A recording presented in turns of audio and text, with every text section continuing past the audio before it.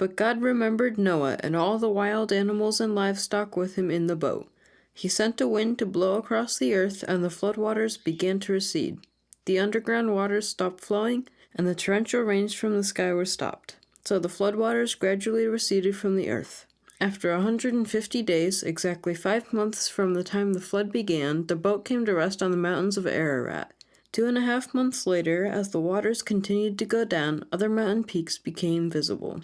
After another 40 days, Noah opened the window he had made in the boat and released a raven.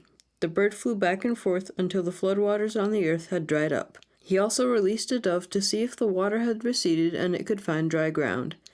But the dove could find no place to land because the water still covered the ground. So it returned to the boat, and Noah held out his hand and drew the dove back inside. After waiting another 7 days, Noah released the dove again. This time the dove returned to him in the evening with a fresh olive leaf in its beak. Then Noah knew that the flood waters were almost gone.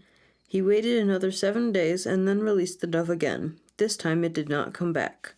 Noah was now 601 years old. On the first day of the new year, 10.5 months after the flood began, the flood waters had almost dried up from the earth. Noah lifted back the covering of the boat and saw that the surface of the ground was drying. 2 more months went by, and at last the earth was dry.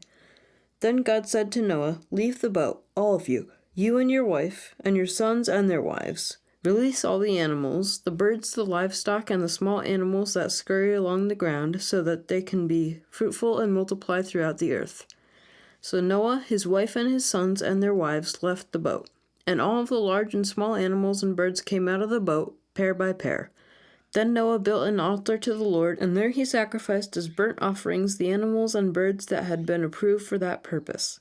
And the Lord was pleased with the aroma of the sacrifice and said to himself, "I will never again curse the ground because of the human race, even though everything they think or imagine is bent toward evil from childhood.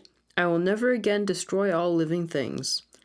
As long as the earth remains, there will be planting and harvest, cold and heat, summer and winter, day and night.